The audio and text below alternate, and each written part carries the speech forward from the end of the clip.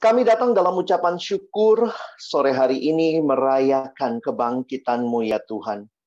Kiranya apa yang boleh kami nikmati melalui pujian, doa, firman, sekali lagi meneguhkan hati kami untuk juga mengalami apa artinya Paskah yang sesungguhnya.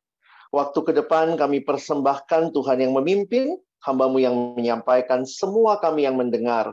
Tuhan tolong pada akhirnya kami bukan hanya jadi pendengar firman yang setia, tapi mampukan kami boleh menjadi pelaku-pelaku firman-Mu di dalam hidup kami, di dalam masa muda kami.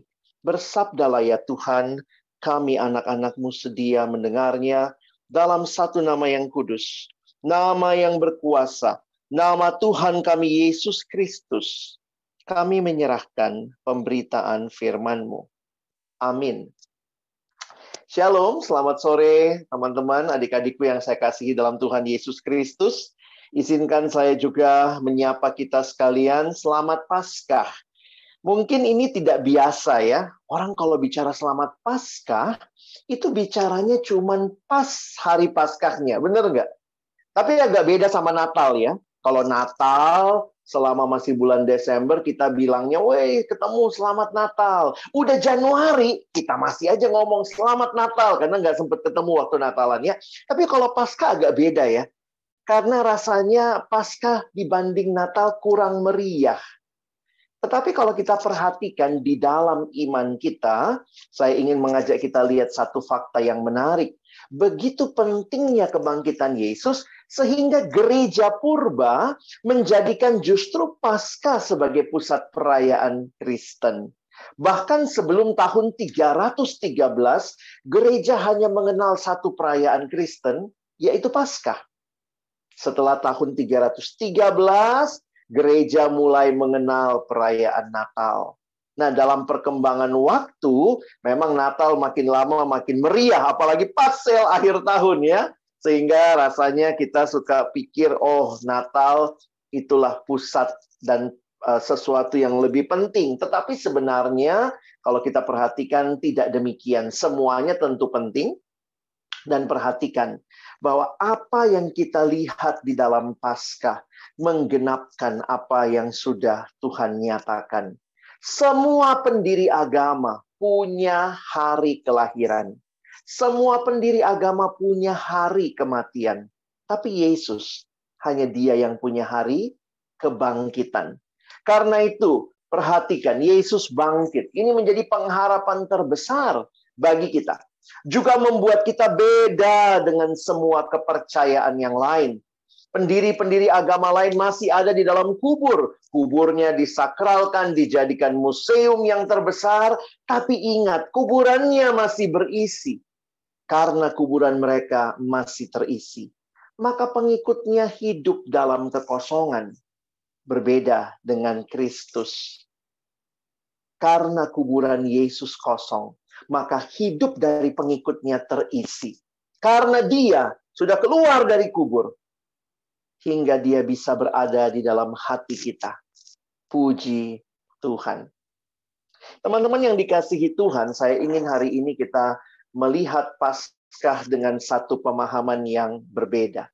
Melihatnya di dalam satu konteks yang Tuhan mau nyatakan bagi kita. Nah, hari ini kita akan melihat tema kita. Kalau kalian punya Alkitab cetak, silahkan dibuka. Ada Kolose pasal 3, ayat 12-13. Memang cuma 2 ayat yang kita baca di awal, tetapi waktu abang persiapan, saya pikir Tuhan nggak bisa kalau nggak bahas mulai dari ayat 1 sampai ayat 17. Tenang aja ya, kita fokusnya ke 12-13, tetapi saya ingin mengajak kalian melihat struktur yang Paulus sampaikan di dalam mulai nanti di ayat 1 sampai nanti ayat 17 ya. Nah, kita baca dulu ayat yang menjadi tema yang diberikan panitia kepada saya. Kolose 3 ayat 12. Karena itu, sebagai orang-orang pilihan Allah yang dikuduskan dan dikasihinya, kenakanlah belas kasihan, kemurahan, kerendahan hati, kelemah lembutan, dan kesabaran. Sabarlah kamu seorang terhadap yang lain, dan ampunilah seorang akan yang lain apabila yang seorang menaruh dendam terhadap yang lain. Sama seperti Tuhan telah mengampuni kamu, kamu perbuat jugalah demikian. Tema kita ada di ayat 12. Di dalam bahasa Indonesia dijelaskan 3 kata ini ya. Elected, orang-orang pilihan. Sanctified, dikuduskan. Beloved, dikasihinya. Oke, kita lihat 3 kata ini atau 3 frasa ini. Teman-teman perhatikan, saya mengatakan bahwa ini adalah identitas orang percaya. Kalau teman-teman melihat di Alkitab cetak, mulai dari ayat 5, Kolose 3 ayat 5, LAI memberikan judul manusia baru. Jadi kalau kita membacanya dengan konteks ini, maka perhatikan ayat yang ke-12. Karena itu, jadi seolah-olah Paulus mau mengatakan begini, karena kamu adalah orang-orang yang sudah menjadi manusia baru di dalam Kristus. Dan ini gambaran yang Paulus berikan, ada identitas yang baru yang Paulus sampaikan. Itulah tema kita hari ini. Identitas itu terkait dengan apa? Nah, saya coba cari beberapa terjemahan. Kalau kalian bisa lihat ya, Abang coba angkat terjemahan King James Version, KJV. Di sebelahnya ada terjemahan New International Version, NIV. Maka perhatikan, King James Version menggunakan pemahaman put on therefore as the elect of God, holy and beloved. Orang-orang pilihan yang dikuduskan dan dikasihi. Nah, di dalam terjemahan NIV justru menggunakan istilah God's chosen people, holy and dearly loved. Mengapa manusia yang tadinya ketika dicipta begitu indah lalu jatuh dalam dosa kan sudah hancur. Manusia bukanlah manusia yang menyenangkan hati Allah. Manusia bukanlah manusia yang hidup kudus. Tetapi kenapa ini bisa dialami? This is the new identity. Teman-teman perhatikan ya, saya coba cari terus ya yang sama dengan tema kita dan ketemunya di Amplified Bible. Perhatikan kalimatnya. So as God's own chosen people who are holy. Nah, kata holy di sini dalam terjemahan literalnya dipakai kata set apart atau sanctified for his purpose. Dipisahkan, dikhususkan untuk tujuan Allah. Wow, bayangkan. Inilah kita yang dikatakan oleh Paulus, kita ini orang-orang yang dipilih, lalu kemudian dikhususkan, dikuduskan. Kata khusus sama kudus sebenarnya itu dari akar kata yang sama, set apart. And that is not only set apart for nothing, but set apart for God's purpose. Dan kemudian dipakai istilah well beloved. Siapa yang mengasihi kita? NIV tadi pakai istilah dearly, ya, dearly loved. Perhatikan NIV pakai istilah itu, King James pakai istilah beloved di dalam terjemahan Amplified Bible, and well beloved. Dia kasih keterangan by God Himself. Wow, teman-teman. Ini menjadi hal yang menarik dalam iman kita, bahwa setelah kita jadi manusia baru, maka ini menjadi satu hal yang Paulus nyatakan, bahwa Allah yang adalah Allah yang berinisiatif bagi kehidupan kita. Teman-teman, kalau lihat tema kita, semuanya itu sebenarnya dalam passive voice. Passive voice itu berarti dia tidak melakukan sesuatu, tetapi dia dikenai sesuatu yang terjadi. Karena itu ingat ya, apa yang terjadi? Kita orang pilihan berarti ada yang memilih. Kita orang kudus bukan karena dari sononya kudus, tetapi ada yang menguduskan kita for His purpose. Kita orang-orang yang tadinya sebenarnya tidak dikasihi, but now we are well beloved by God Himself. Karena itu dalam terjemahan Alkitab TSI, kalian bisa cari ya, Terjemahan sederhana Indonesia menggunakan semua dengan awalan di. Oleh karena itu, saudara-saudari, sebagai orang-orang yang sudah dipilih, dikasihi, dan disucikan oleh Allah sebagai umatnya sendiri. Wow. Kenapa bisa kita dapat semua ini ya? Dipilih, dikasihi, disucikan. Wow, this is so amazing. Saya menuliskan begini ya. Bagaimana identitas baru ini menjadi milik kita? This is only because of Jesus. Kita ada di dalam Kristus. Nah, teman-teman perhatikan, kalau kita belajar tentang keselamatan, semua agama bicara keselamatan. Tetapi ingat, perbedaan mendasarnya, semua agama bicara keselamatan sebagai sebuah pencapaian. Kalau kamu lakukan begini, kamu selamat. Kekristenan menggunakan istilahnya semuanya pasif. Coba, kalau kalian belajar keselamatan, nggak usah dijelaskan terlalu jauh lah. Semua dipakai istilah dibenarkan, dikuduskan, dikasihi, Lalu apa yang kita lakukan? Makanya kekristenan berbicara karya keselamatan adalah anugerah Allah sendiri. Bukan karena perbuatan baik kita. Tidak dikatakan karena kita mengasihi. Bukan, kita dikasihi. Kita bukan dikatakan memilih. Tetapi kita dipilih. Wow. Karena itu ingat baik-baik. Semua kepercayaan lain bicara keselamatan juga. Tetapi keselamatan itu bukan apa yang saya lakukan bagi Tuhan. Kekristenan tidak mengenal keselamatan model seperti itu. Tetapi keselamatan kita adalah apa yang Kristus lakukan bagi kita. I hope you get the idea. Bahwa tema ini bukan usahamu. Tema ini hanyalah semata-mata anugerah Allah yang memilih engkau. Dia yang aktif memilih. Dia yang menyucikan kita untuk tujuannya yang mulia. Bukan kita yang menyucikan diri.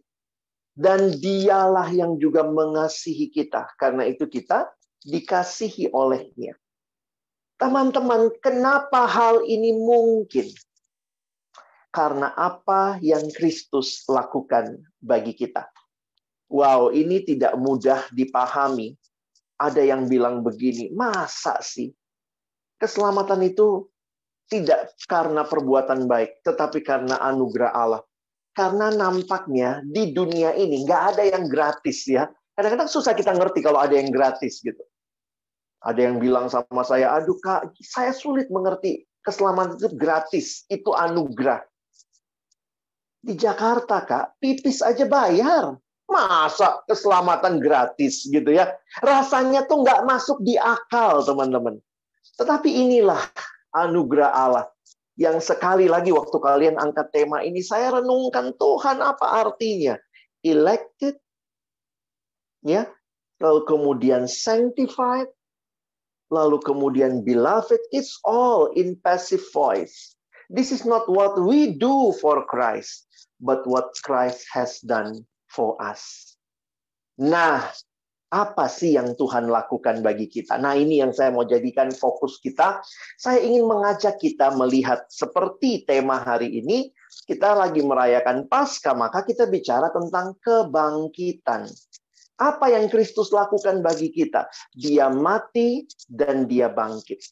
Tapi saya tidak mau kita hanya belajar kebangkitan Yesus, tetapi juga kaitkan dengan hidup kita. Tadi Pak Raymond sudah ingatkan, bukan hanya merayakan Paskah, kita sebenarnya menghidupi nggak? Memaknai kembali. Karena itu Abang ingin mengajak kita melihat ya, kebangkitan Yesus dan kebangkitan kita. Mungkin kamu bilang, lalu bagian mana bagian saya? Dengar dulu penjelasannya ya. Engkau dan saya punya bagian. Tetapi itu hanya terjadi sesudah engkau dan saya mengalami apa yang Yesus lakukan bagi kita. Ya, coba kita pahami sama-sama. Mari kita mulai dengan kebangkitan Yesus. Mengapa kebangkitan menjadi penting? Sampai Paulus berkata kalau Yesus tidak bangkit, sia-sialah iman kita. Memang siklus hidup manusia itu jelas ya, lahir, hidup, mati. Itu siklusnya. Tetapi Kristus, dia lahir, dia hidup, dia mati, dia bangkit. Karena itu pendeta John Stott mengatakan, we manusia, we live and die, but Christ died and lived. Yang menarik di dalam kita melihat kebangkitan sebagai karya anugerah Allah, kebangkitan itu fakta historis, teman-teman. Mengapa saya harus jelaskan ini fakta historis? Karena di luar sana banyak sekali teori yang menolak kebangkitan. Ada 3 teori yang paling sering kita dengar. Pertama, ada yang bilang gini, oh Yesus tuh nggak mati, cuma pingsan. Oh please deh. Kalau kamu belajar penyalipannya orang Romawi, nggak mungkin kita end up dengan, oh Yesus pingsan. Enggak. Kalau kalian belajar peristiwa penyaliban, itu merupakan salah satu peristiwa yang paling mengerikan yang pernah ditemukan sepanjang sejarah hukuman mati manusia, yang dianggap paling menyengsarakan. Karena orang itu bukan hanya dimatikan di kayu salib, tetapi sebelumnya ada prosesi yang di situ orang itu akan dipermalukan, digantung hidup-hidup sampai mati pelan-pelan. Maka biasanya dimulai dengan yang disebut penyesahan. Alkitab cuma pakai satu kata, Yesus disesah. Tapi disesah itu adalah dipukuli dengan cambuk Romawi yang terdiri dari ujungnya ada logam, ada tulang-tulang yang tajam. Dan bayangkan kalau dipukul, ditarik lagi. Kalau lihat film Passion of the Christ, itu dagingnya bisa ikut. Tidak heran seorang teolog berkata, orang yang mengalami penyaliban dimulai dengan penyesahan. Dan biasanya penyesahan itu saja sudah membuat terhukum itu kesakitan luar biasa. Punggungnya bisa menjadi seperti bubur. Teman-teman yang dikasihi Tuhan, tidak mudah mengertiin. Begitu banyak darah yang keluar hanya dengan disesah. Lalu kemudian sang terhukum harus memikul salibnya sendiri menuju ke tiang penyaliban. Jangan pikir cuma Yesus yang pikul salib ya. Ini karena kebiasaan penghukuman mati. Orang-orang yang dihukum mati dengan cara salib itu akan memikul salibnya. Dan waktu saya pelajari ternyata dia memikul salib dengan rute yang paling jauh, teman-teman. Karena apa? Karena memang tujuannya salah satunya menjadi tontonan. Seolah-olah berkata kepada yang melihat, kalau kamu lakukan hal yang sama, nah kayak begini nih, kamu juga bisa mendapatkan hukuman penyaliban. Jadi sampai di tempat penyaliban dengan tubuh yang sudah luka-luka. Karena sebelumnya dicambuk, memikul salib mungkin jatuh beberapa kali, dipakaikan mahkota duri, dipakukan, sehingga orang yang disalib itu akan mati pelan-pelan. Bisa karena kehabisan darah, bisa karena juga kesulitan bernafas, sehingga lama-lama dia akan mati. Tuhan Yesus mati bukan kehabisan darah. Dia mati bukan kesulitan bernafas. Dia menyerahkan nyawanya bagi engkau dan saya. Teman-teman, nggak mungkin cuma pingsan. Bayangkan mereka bilang, oh Yesus pingsan, lalu kemudian karena pingsan diturunin, masukin ke kubur. Wih, di kubur adem katanya ya, apalagi dari goa begitu. Di waktu adem, kemudian Tuhan Yesus dapat kekuatan lagi. Bangun deh dia. Teman-teman, kalau Yesus bangkit, beda dong. Kalau bangkit itu karena mati. Nggak mungkin kan? Kalau dia cuma pingsan, kalau pingsan lalu bangun namanya apa? Pingsan lalu bangun namanya siuman. Hari ini kita tidak merayakan siumannya Yesus. Selamat hari siuman. Kita tidak sedang merayakan Yesus yang siuman. Kita merayakan Yesus yang bangkit, teman-teman. Jadi saya harap kita paham ya. Apalagi ada yang bilang, wah Yesusnya cuma pingsan. Kamu belum baca sejarah tentang penyaliban. Tidak mungkin orang yang disalib itu hanya pingsan. Ada lagi teori yang bilang begini, para murid mencuri jenazah Yesus. Aduh, baca Alkitab baik-baik. Kamu tahu, kuburnya dijaga oleh prajurit Romawi. bahkan dimaterai, disegel. Prajurit Romawi, prajurit yang paling kuat sepanjang sejarah. Mereka orang-orang yang dilatih dalam militer begitu disiplin. Mana mungkin murid-murid mencuri jenazah Yesus? Muridnya aja lari ketakutan. Ada lagi yang bilang teori yang lain lagi ya. Nah ini teori yang agak melecehkan sedikit. Maaf ya. Ini kalau studi gender katanya perempuan datang ke kubur yang salah. Makanya kuburnya kosong. Maaf. Katanya yang perempuan tuh GPS-nya suka nggak nyala ya. Perempuan susah baca map ya. Pagi-pagi datang ke kubur yang salah. Begitu masuk kosong kuburnya. Pantes dia datang ke kubur yang salah. Teman-teman, kalau kalian baca Alkitab baik-baik, maka perempuan-perempuan yang datang menuju kubur Yesus pada hari Minggu Paskah, mereka juga nama yang sama, persis sama. Mereka juga yang melihat di mana jenazah Yesus dibaringkan. Jadi teman-teman, kalau kalian perhatikan, tidak mungkin ini datang ke kubur yang salah. Sehingga kesimpulan kita setelah melihat semua ini adalah Yesus sungguh-sungguh mati. Kenapa harus Yesus sungguh-sungguh mati? Karena kita sekarang bicara kebangkitan. Kalau Yesus tidak pernah mati, maka kita cuma merayakan dia siuman. Kita merayakan kebohongan karena ternyata tubuhnya dicuri. Perhatikan kalimat yang disampaikan malaikat. Jangan takut, kata malaikat kepada perempuan itu. Kamu mencari Yesus. Dia spesifikin lagi. Yesus orang Nazaret. Jangan lupa, waktu itu kan bukan cuma Yesus yang namanya Yesus. Itu nama umum. Jadi dia bilang, Yesus yang mana nih? Yesus yang orang Nazaret. Yang matinya kenapa? Yang disalibkan itu. Betul ini kuburnya. Tapi ia telah bangkit. Ia tidak ada di sini. Lihat, inilah tempat mereka membaringkan dia. Teman-teman yang dikasihi Tuhan, ini karya terbesar. Di kayu salib dan dia bangkit memberikan kepada kita sebuah kepastian. Dan ini tidak terpisahkan. Mengapa Jumat itu disebut Jumat Agung? Jumat itu jadi Jumat Agung hanya karena ada Minggu Paskah. Bayangkan kalau tidak ada Minggu Paskah, maka itu bukan Jumat yang agung. Karena ada orang yang mati dan tidak pernah bangkit. Dan dia pikir dirinya juru selamat. Sedih banget seperti itu. Tetapi karena ada Minggu Paskah, maka Jumat itu disebut Jumat yang agung. Tanpa kebangkitan, salib tidak ada artinya.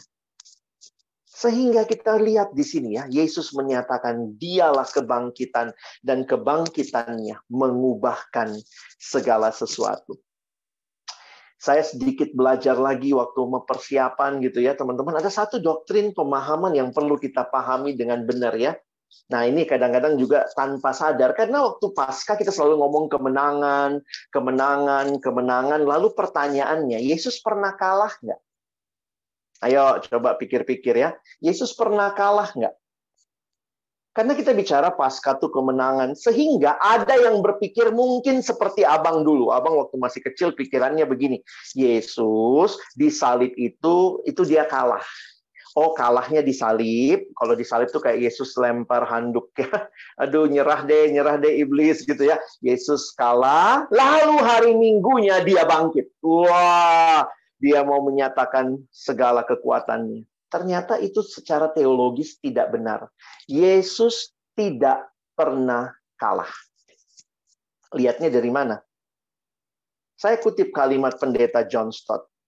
Dia mengatakan, we are not to regard the cross as defeat and the resurrection as victory. Itu bukan cara yang tepat. Oh, disalib dia kalah, lalu nanti dia bangkit, dia menang. Karena apa? Kemenangan itu justru juga Yesus peroleh di kayu salib. Loh, ada ayatnya? Ada, teman-teman. Yesusmu nggak pernah kalah. Yesusku tidak pernah kalah. Perhatikan yang abang buat warna berbeda. Memakukannya pada kayu salib, kata Kolose 2. Kita masih di kitab Kolose ya. Ia telah melucuti pemerintah-pemerintah, penguasa-penguasa dan menjadikan mereka tontonan umum dalam kemenangannya atas mereka. Di mana ini terjadi? Di kayu salib. Loh, jadi bagaimana dong kita mengertinya? Nah, kita mesti memahaminya begini. Di salib juga Yesus menang. Loh, kalau begitu kebangkitan itu apa, Bang? Nah, lihat caranya pendeta John Stott menjelaskan. Rather, we should see the cross was the victory won, and the resurrection, the victory endorsed, proclaimed, and demonstrated. Nah, ini perlu kalian screenshot baik-baik. Kalian ingat, di kayu salib itu kemenangan diperoleh, dan kebangkitannya menegaskan kemenangan itu, memproklamasikan kemenangan itu, dan mendemonstrasikan bahwa benar yang mati Jumat Agung itu, dia pemenang sejati. Wow, teman-teman ingat baik-baik. Yesus nggak pernah kalah ya. Dia Allah yang bangkit dan menang. Karena kita kalau dengar kata menang, kita selalu mikir mana kalahnya, kapan kalahnya. No, dia Allah yang hidup dan menang. Nah, jadi kalau kita perhatikan, keselamatan kita, karya anugerah adalah apa yang Yesus lakukan bagi kita. Ingat, bukan apa yang kita lakukan bagi dia, tapi apa yang dia lakukan bagi kita. Dan apa yang dia lakukan bagi kita sungguh luar biasa. Nyawanya, darahnya tercurah bagi kita. Karena itu saya senang dengan kalimat ini ya. Keselamatan itu sangat mahal harganya. Seharga darah Kristus. Tetapi diberikan secara cuma-cuma. Bisa dipahami ya? Ada anak minta mobil sama bapaknya. Dia nabung sehari 5.000. Minta mobil harga 1 M. Wah, pas dia ulang tahun, bapaknya bilang, ya udah nih, papa kasih nih, orang kaya ya, papa kasih mobil 1 M. Bener, Pak. Ini buat saya. Iya, ini buat kamu. Pak, ini tabungan saya, Pak. Tabungan saya yang sehari 5.000. Ya elah, nggak usahlah tabunganmu, simpen aja. Gratis, Pak, mobilnya. Iya, gratis untuk kamu. Wah, terima kasih banyak, Papa. Pertanyaannya, mobilnya gratis? Ya gratis, anaknya dapatnya gratis. Siapa yang bayar harganya yang mahal? Papanya. Engkau dan saya dapat keselamatan. Itu harganya sangat mahal. Kita terimanya gratis. Bukan karena perbuatan baik kita. Tetapi yang membayar harganya. Yesus Kristus di kayu salib. Tapi dia bangkit. Dan kebangkitan itu menegaskan kemenangannya. Dan teman-teman, inilah yang membuat kita punya identitas baru. Kamu dan saya dipilih, dikuduskan, dikasihi hanya karena karya Kristus yang genap ini. Karena itu, kebangkitan Yesus harus terkait dengan kebangkitan kita. Kenapa kita harus bangkit juga? Karena dia sudah bangkit. Dan kalau saya percaya pada Yesus yang bangkit, maka saya juga mengalami kebangkitan. Dan ini banyak di tulisan Rasul Paulus. Kita coba lihat sebentar nanti ya. Nah, saya kutip dulu kalimat pendeta John Stott. Dia katakan, God who raised Jesus from physical death can raise us from spiritual death and make us new people in Christ. Allah yang membangkitkan Yesus dari kematian jasmani.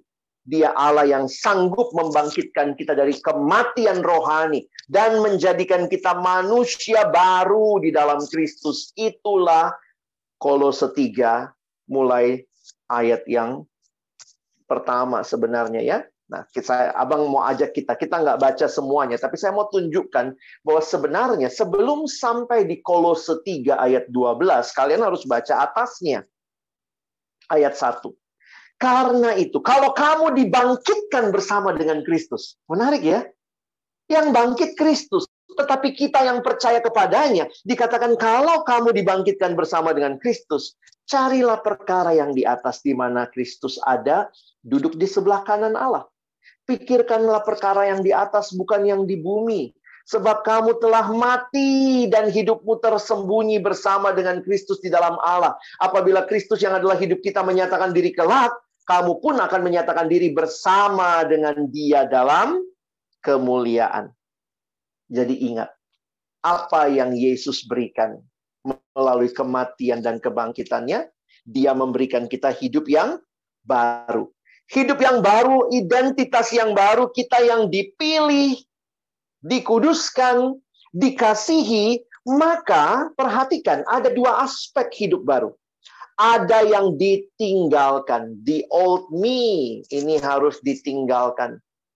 Tapi ada yang harus ditambahkan, the new me. Nah, perhatikan cara Paulus menjelaskan setelah tadi ayat 1 sampai ayat 4.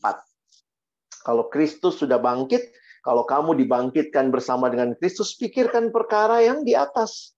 Maksudnya hal-hal yang harus selaras dengan identitasmu yang baru. Maka ingat, ada yang harus di old me. Old me itu, nah teman-teman lihat ya, sekarang abang lanjut. Ayat 5 sampai 9, itu hal-hal yang harus dimatikan, dibuang, ditanggalkan.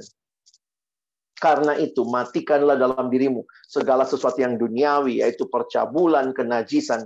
Alkitab menaruh dosa seksual dalam top 10 dosa. Hati-hati. Dosa percabulan, kenajisan, hawa nafsu, ini kaitannya semua dengan kesucian seksual. Nafsu jahat dan juga keserakahan yang sama dengan penyembahan berhala, semua itu mendatangkan murka Allah atas orang-orang durhaka. Perhatikan istilah yang digunakan, matikanlah. Di dalam ayat selanjutnya, dahulu kamu juga melakukan hal-hal itu ketika kamu hidup di dalamnya, itulah hidupmu yang lama. Perhatikan Paulus menggunakan kata yang lain lagi, tetapi sekarang buanglah. Tadi matikanlah, sekarang buanglah semuanya ini. Yaitu marah, geram, kejahatan, fitnah, dan kata-kata kotor. Teman-teman, perkataan juga masuk dalam top 10 dosa. Kalau kamu lihat Paulus bikin list dosa, itu biasanya kesucian seksual masuk, biasanya perkataan masuk. Fitnah itu pasti kata-kata. Kata-kata kotor. Nah, ini juga disampaikan. Jangan lagi kamu saling mendustai, karena kamu telah, Paulus pakai istilah seperti ganti baju, menanggalkan manusia lama serta kelakuannya. Teman-teman lihat. Ini yang harus dibuang. Kalau betul identitasmu yang kamu dan saya peroleh baru itu karena karya Kristus di kayu salib dan kebangkitannya, maka kita harus mematikan, membuang, menanggalkan, dan ini bukan dipakai kata meninggalkan ya, ini kayak ganti baju persis nih. Dan masuk dalam hidup baru. Makanya dia pakai istilah apa? Ayat 10 sampai ayat 17. Dan telah mengenakan manusia baru. Kayak ganti baju. Jadi bukannya manusia lama lalu kita tambal-tambal. Bukan pakai baju, kita manusia lamanya nggak dilepas lalu pakai yang baru. Tidak. Alkitab menggunakan istilah dibuka yang lama dan pakai yang totally new. Mengenakan manusia baru yang terus-menerus dibaharui untuk memperoleh pengetahuan yang benar menurut gambar haliknya. Dalam hal inilah tidak ada orang Yunani, orang Yahudi yang bersunat atau tak bersunat, orang barbar atau orang skit, budak atau orang merdeka, tapi Kristus adalah semua dan Dia dalam segala sesuatu.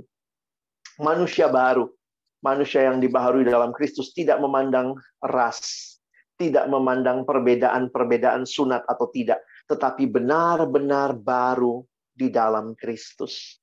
Ini ayat 11, barulah masuk ayat kita. Ayat 12 tadi ya.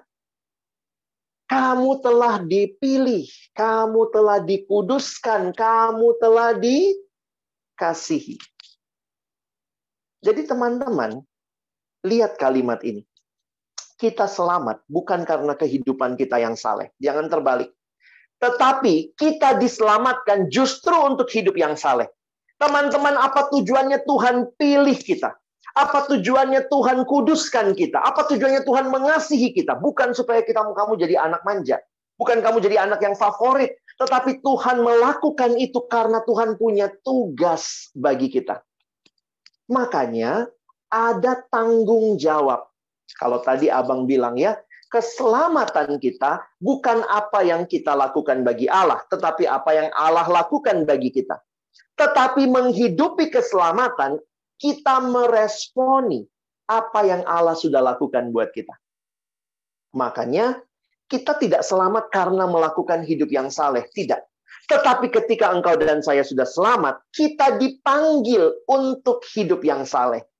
Karena itu lihat ya, identitas baru ini membawa konsekuensi.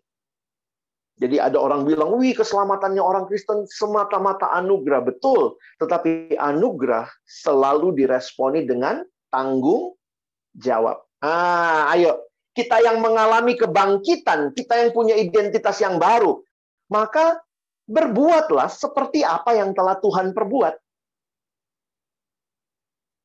Apa yang Tuhan perbuat? Nah, kita lihat mulai dari ayat 13 ya. Ayat 13 apa nih? Teman-teman sambil ngecek hidupmu, evaluasi ya. Wih, saya orang yang dipilih, dikasihi, dikuduskan. Tetapi Tuhan ingatkan, kehidupan manusia baru. Kenakanlah belas kasihan. Tadi sudah disampaikan oleh Mas Raymond gitu ya. Apakah kita punya solidaritas sekarang ya? Melihat orang kita penuh belas kasihan. Kadang-kadang kita tuh jadi lihat orang lain tuh cuman sekadar membandingkan diri.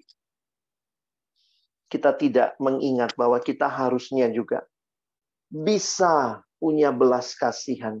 Bisa punya kemurahan. Orang yang hidup dalam dosa sulit melakukan ini. Kenapa? Dosa itu fokusnya diri sendiri. Titiriri, mati-matian untuk diri sendiri. Sementara orang yang menjadi manusia baru, orang pilihan Allah, yang dikuduskan, yang dikasihi, bukan untuk menikmati asik, aku Tuhan sayang. Tetapi supaya kamu melakukan belas kasihan, menunjukkan kemurahan, kerendahan hati, kelemah lembutan, kesabaran. Lanjut lagi ya, ayat 13. Coba kita bedah satu-satu. Sabarlah kamu seorang terhadap yang lain.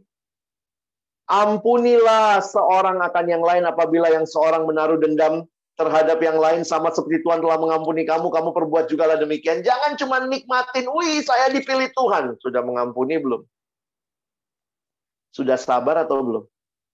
Kenakanlah kasih sebagai pengikat yang mempersatukan dan menyempurnakan. Dilanjutkan lagi ya, saya nggak bahas, tapi lihat aja. Ayat 15, ayat 16, ayat 17. Hendaklah damai sejahtera Kristus memerintah dalam hatimu, dan bersyukurlah. Hendaklah perkataan Kristus diam dengan segala kekayaannya. Berarti kamu dan saya harus dekat dengan Tuhan dalam firman-Nya. Ini hidup baru. Hidup yang damai sejahtera, bersyukur, mengutamakan perkataan Yesus, firman Tuhan jadi makaroni kita setiap hari. Lakukanlah segala sesuatu dalam nama Kristus. Teman-teman, ini panggilan tema kita. Jangan cuma nikmati temanya asik, saya dipilih, dikasihi. Tetapi ada tanggung jawab orang yang mengalami Paskah. Hidupnya akan berubah. Seorang teolog bernama Tim Chester kasih gambaran yang agak lama baru saya ngerti ya. Dia bilang begini, seharusnya pola salib dan kebangkitan itu perlu menjadi respon wajar setiap kita. Menjadi kebiasaan kita, menjadi naluri kita. Kita perlu menghidupi salib dan kebangkitan. Saya bingung, apa sih maksudnya si Om Chester ini ya? Salib kebangkitan, salib kebangkitan. Nah, dia ajak kita lihat Roma 6.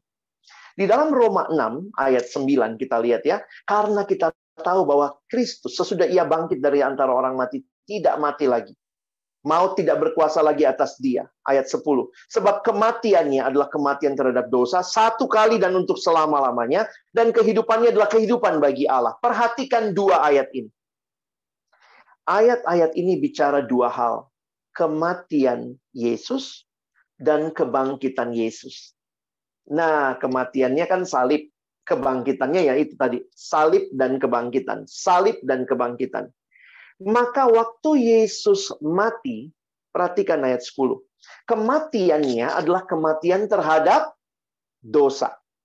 Dan karena Yesus bangkit, maka dia hidup. Kehidupannya adalah kehidupan bagi Allah. Nah, lihat ayat 11-nya. Teman-teman perhatikan ayat 11-nya.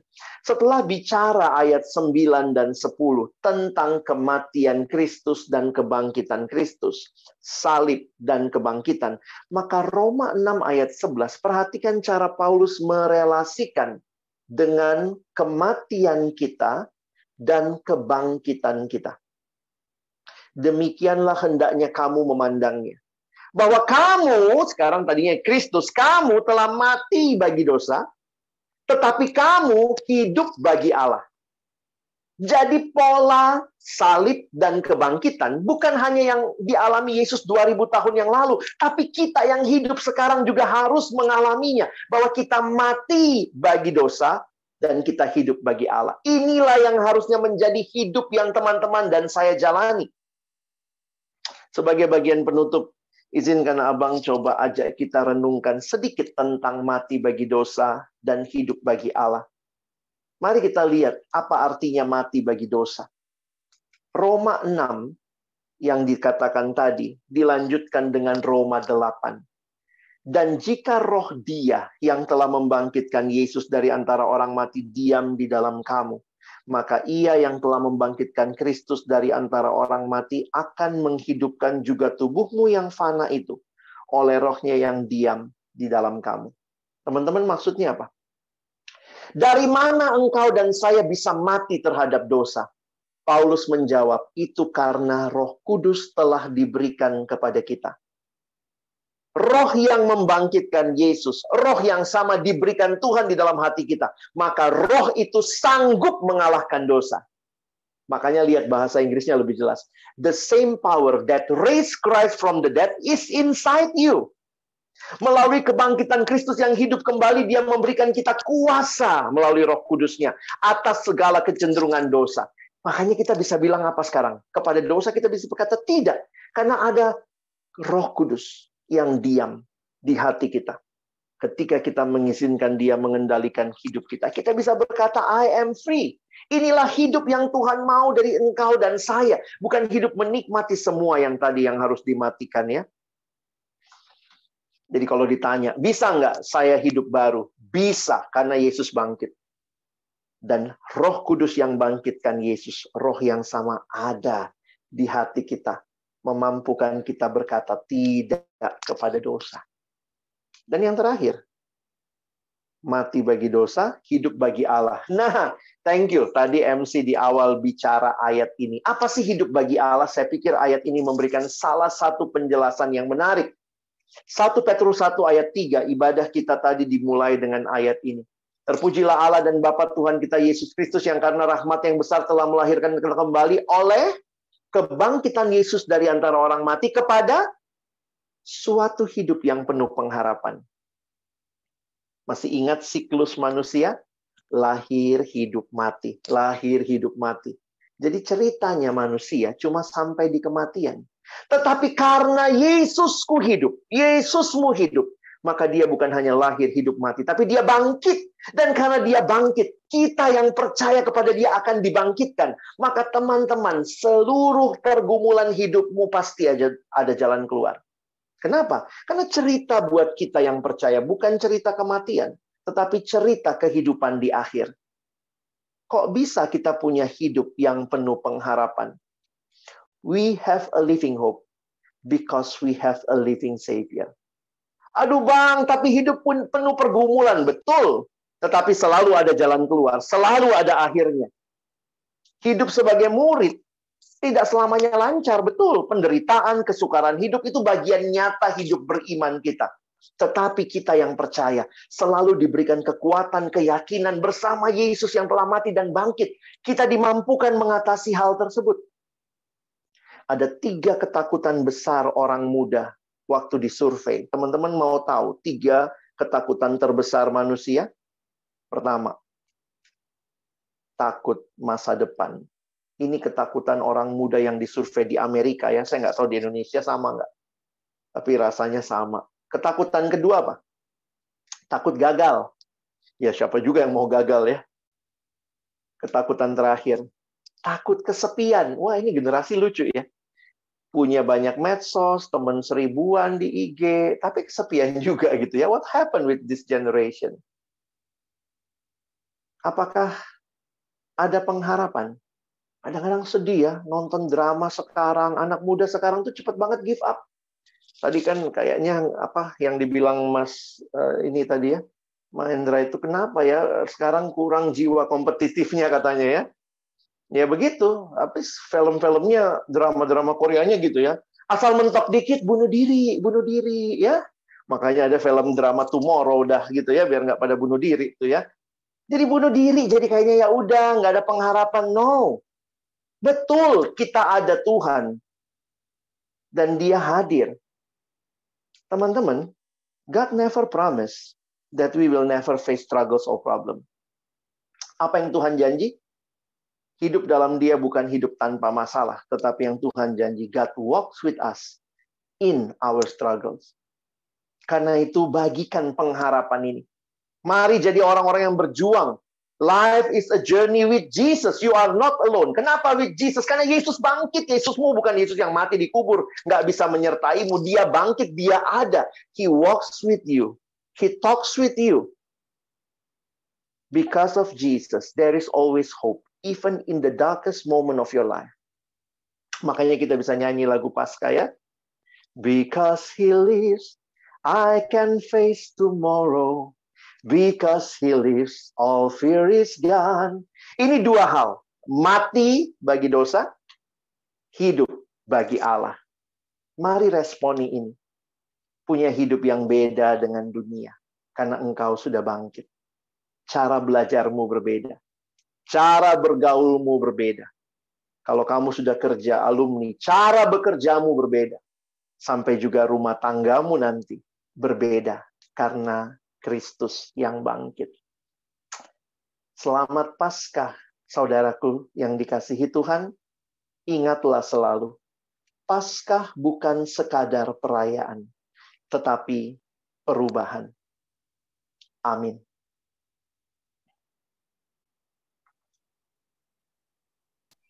Amin. Puji Tuhan, sangat luar biasa pemberitaan firman Tuhan yang disampaikan kepada kita. Semoga firman yang telah kita dengarkan dapat menjadi pertolongan baru bagi kehidupan kita setiap hari. Nah, selanjutnya kita akan masuk dalam sesi tanya-jawab atau sharing firman.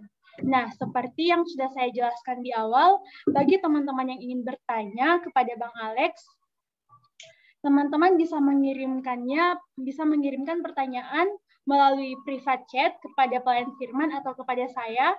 Bisa juga melalui kolom komentar publik pada Zoom, atau bisa melalui Slido yang linknya sudah di-share oleh panitia pada kolom komentar. Nah, disclaimer ini bersifat anonim ya teman-teman, jadi nggak perlu malu atau ragu untuk bertanya. Atau mungkin teman-teman ingin sharing secara langsung pengalaman kepada Bang Alex juga itu sangat boleh. Teman-teman bisa raise hand dan nanti akan saya persilakan untuk bertanya. Nah, di sini sudah ada beberapa pertanyaan. Mungkin nanti saya baca satu persatu dan ditanggapi oleh Bang Alex. Oke. Oke, yang pertama. Shalom Bang Alex, saya ingin bertanya. Bagaimana sih kita bisa betul-betul mengalami kasih Tuhan? Mungkin satu-satu ya Bang Alex. Oke. Silakan baca di 1 Yohanes pasal yang keempat, ayat yang ke-10. Kalimatnya kira-kira begini. Bukan kita yang lebih dahulu mengasihi Tuhan, tetapi Tuhanlah yang lebih dahulu mengasihi kita. Dan di mana Tuhan mengasihi kita, bukti paling nyata adalah karyanya yang genap di kayu salib. Jadi kalau temanku bertanya, kalian tanya ya, bagaimana saya ingin bisa betul-betul mengalami kasih Tuhan? Ya, buka hatimu. Terima Yesus sebagai Tuhan dan Juru Selamat. Alami kasih yang menyelamatkan. Kita sering nyanyi ya, karya terbesar dalam hidupku, pengorbananmu yang selamatkan aku. Maka mengalami kasih Tuhan ketika kau buka hatimu, menerima Yesus sebagai Tuhan dan Juru Selamatmu, dan kemudian nanti ini kaitannya dengan jawaban pertanyaan kedua sebenarnya ya. Karena bagaimana terus-menerus menikmati kasih itu. Kalau pertanyaan berikutnya, gimana sih Bang caranya supaya tetap konsisten hidup sesuai perintah Tuhan di tengah cobaan dunia yang begitu banyak ya. Jadi pertama memang alami kasihnya, tetapi kedua nikmati kasihnya. Kasih Kristus itu kita nikmati ketika kita ada di dalam persekutuan dengan Allah dan sesama. Nah mungkin Abang ingatkan ya, ada 3 hal yang Tuhan kasih supaya engkau dan saya bisa hidup konsisten di dunia ini. Jadi jangan komplain, Tuhan saya dibiarin sendiri. Tuhan bilang, saya sudah kasih 3 hal ini sama kamu. Yang pertama, Tuhan kasih rohnya yang kudus. Diam di hati setiap kita yang percaya. Makanya Galatia katakan hiduplah dipimpin oleh roh. Kalau kamu dipimpin oleh roh, maka buahnya buah roh, ya, bukan buah daging, bukan kedagingan. Makanya Tuhan kasih Roh Kudus. Roh Kudus adalah pribadi Allah yang menyertai kita. Yang kedua, apa yang Tuhan kasih? Tuhan kasih kita firman-Nya, ya. Firman-Mu itu pelita bagi kakiku, terang bagi jalanku. Jangan ngomong, Tuhan mau apa? Gimana saya bisa dekat sama Tuhan? Tapi nggak mau baca Alkitab. Gimana? Digambarkan dunia itu gelap. Maka firman itulah pelita bagi kaki kita.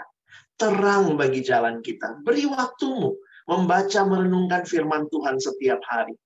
Punya waktu-waktu bersekutu dengan Tuhan. Yang ketiga, Tuhan berikan kita komunitas. Tuhan kasih komunitas supaya di dalamnya kita terus bertumbuh. Ada saudara seiman yang mendukung, mendoakan. Di kampus kita ada kelompok kecil, terlibat di dalamnya, aktif, rajin gitu ya. Jangan, aduh ini malas lagi online. Tapi betul, kamu butuh satu dengan yang lain ya. Nah, 3 hal ini Tuhan berikan supaya kita tetap konsisten, supaya kita tetap menikmati kasih-Nya. Abang ulang ya, Roh Kudus, Tuhan kasih firman, dan Tuhan kasih komunitas. Pertanyaannya, kamu dan saya sudah nikmati nggak 3 hal itu? Ya, nah kiranya waktu kita menikmatinya, kita pun akan hidup konsisten di dalam dunia yang terus penuh godaan. Ya, thank you.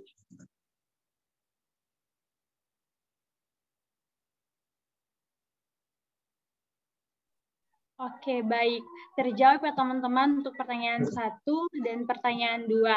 Lanjut pertanyaan yang ketiga. Oke. Kalau keselamatan adalah anugerah yang bukan didapat karena perbuatan baik, lalu untuk apa kita berbuat baik atau melakukan perintah Tuhan? Iya, sebenarnya Abang sudah jawab tadi di dalam khotbah. Kalau kalian perhatikan, perbuatan baik, hidup yang saleh bukan syarat keselamatan. Tetapi itu respon karena sudah selamat. Jadi orang Kristen ada nggak perbuatan baiknya? Ada, tapi bukan supaya selamat.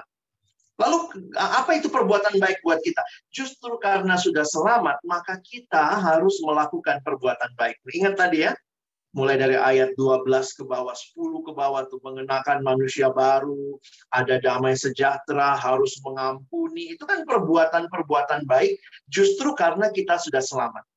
Ya. Ini perbedaannya menarik ya. Kayak telur ayam, mana duluan? Telur dulu atau ayam dulu yang Tuhan cipta ya?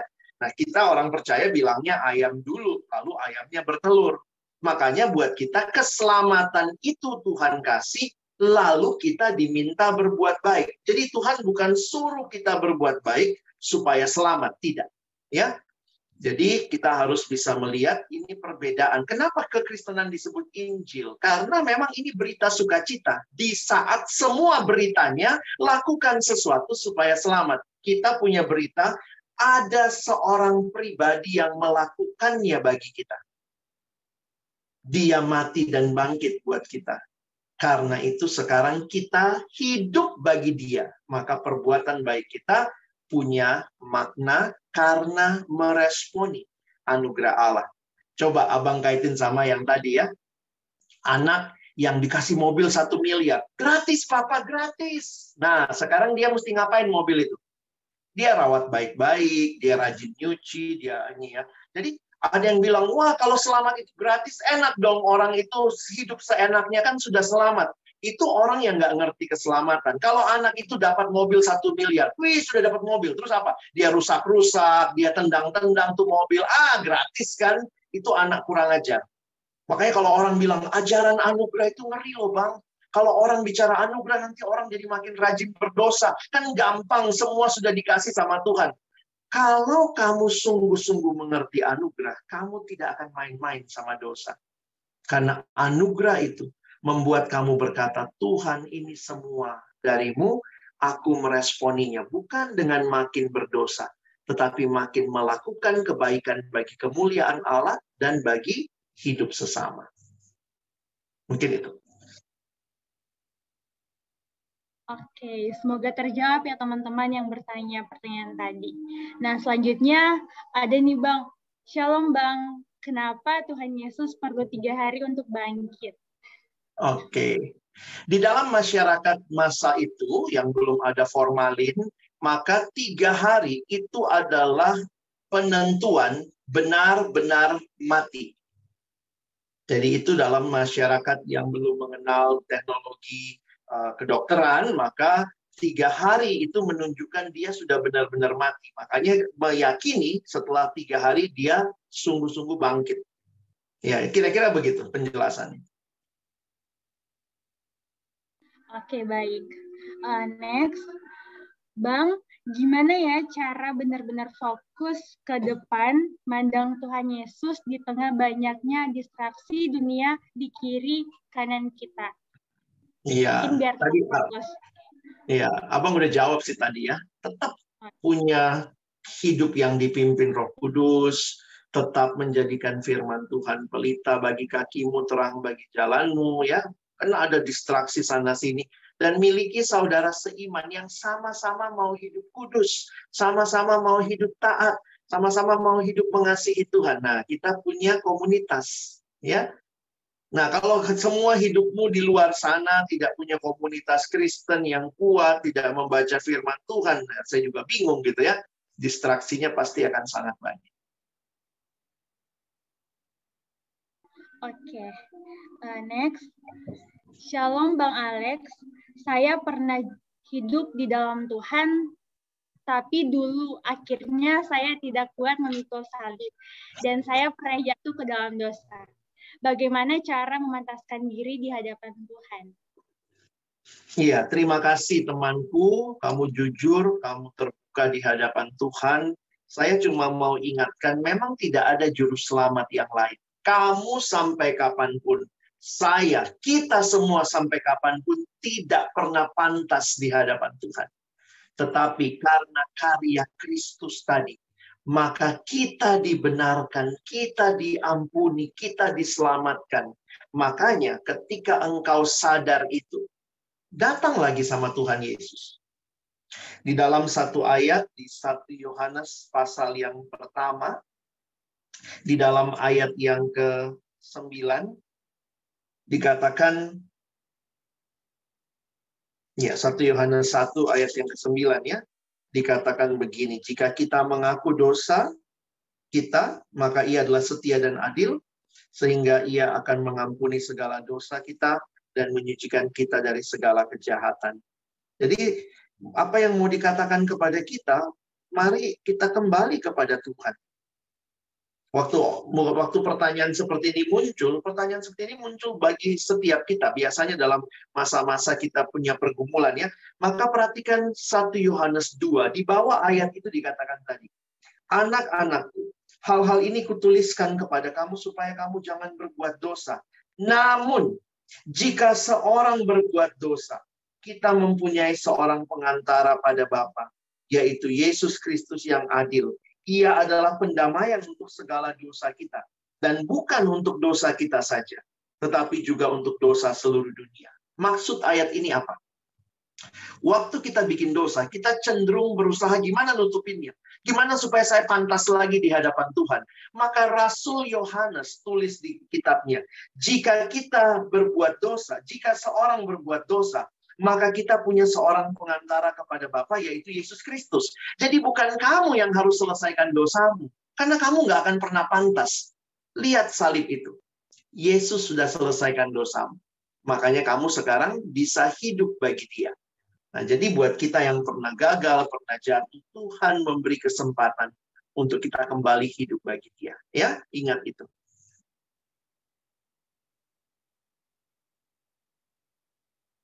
Ternyata pertanyaannya sangat banyak nih Bang. Selanjutnya. Banyak yang mirip-mirip deh. Ya.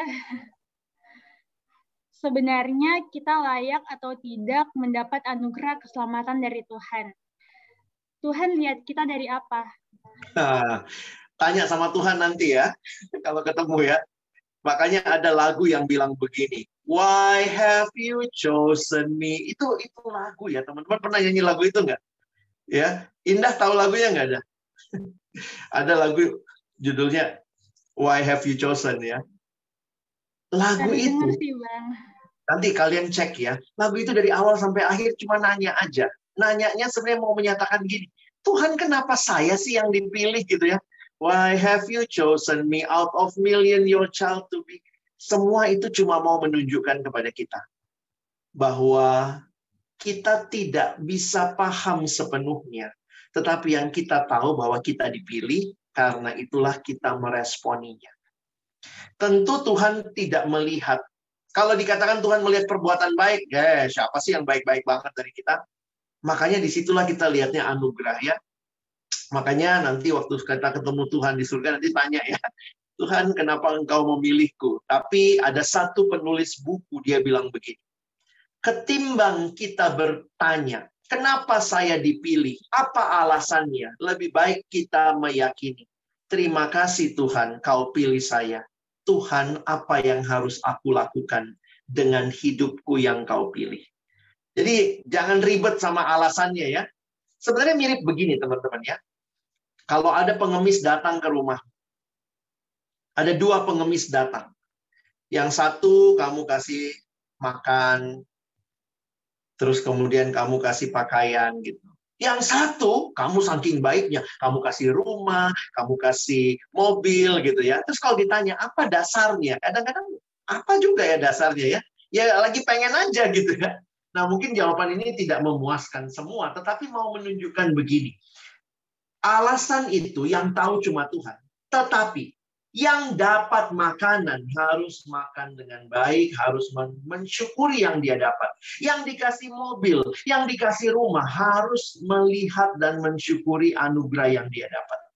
Jadi makanya kalau saya ingatkan lagi, seringkali bukan alasannya yang penting. Tetapi bagaimana melakukan hidup yang meresponi anugerah yang sudah kita terima. Mungkin itu. Oke, semoga terjawab ya teman-teman. Di sini ada pertanyaan terakhir untuk di slide dulu. Shalom Bang Alex, bagaimana kita bisa semakin membuka hati buat ajaran dan tuntunan Tuhan?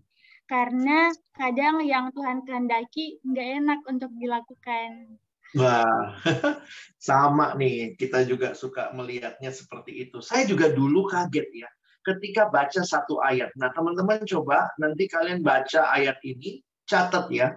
Abang kaget, saya dapat ayat ini kira-kira kelas 1 SMA.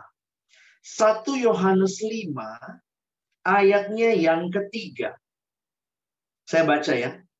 Sebab inilah kasih kepada Allah, yaitu bahwa kita menuruti perintah-perintahnya. Perintah-perintahnya itu tidak berat. Benar nggak terjemahan Alkitab saya? Perintah-perintahnya itu tidak berat. Saya kaget loh. Pertama kali dapat ayat itu. Hah? Perintah Tuhan tidak berat. Bukankah banyak perintah Tuhan yang berat? Jadi saya setuju nih ya. Nggak enak dilakukan. Tetapi kenapa di sini dibilang perintahnya tidak berat? Sampai saya cek terjemahan yang lain. Jangan-jangan salah cetak Alkitab saya. Harusnya kan perintah-perintah Tuhan itu berat. Kenapa Rasul Yohanes berani menulis? Perintah-perintahnya tidak berat. Kuncinya di mana teman-teman? Kuncinya di depan. Inilah kasih kepada Allah.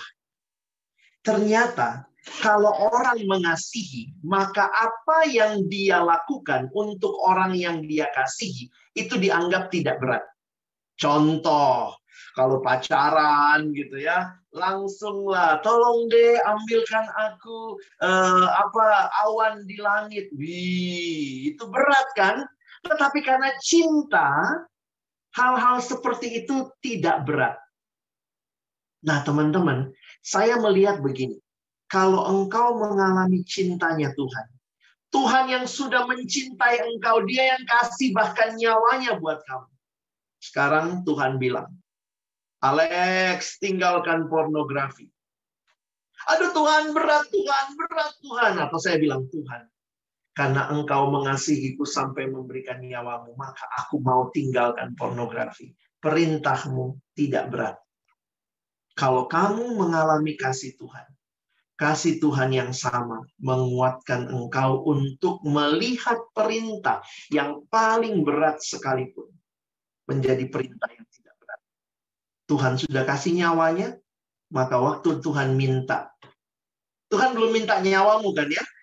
Tuhan bilang, saya sudah kasih nyawaku untukmu. Sekarang Tuhan mungkin bilang, ampuni mamamu. Kau dari kemarin nggak ngomong sama mamamu. Aduh Tuhan, berat Tuhan. Tuhan bilang, ingat cintaku. Saya sampai kasih nyawa loh. Saya cuma minta kau ngampuni mamamu. Iya Tuhan, perintahmu nggak berat. Terus kemudian Tuhan bilang, tinggalkan pornografi. Aduh Tuhan, susah Tuhan. Banyak baru download ini Tuhan. Aduh, Tuhan bilang, ingat loh, saya kasih nyawaku.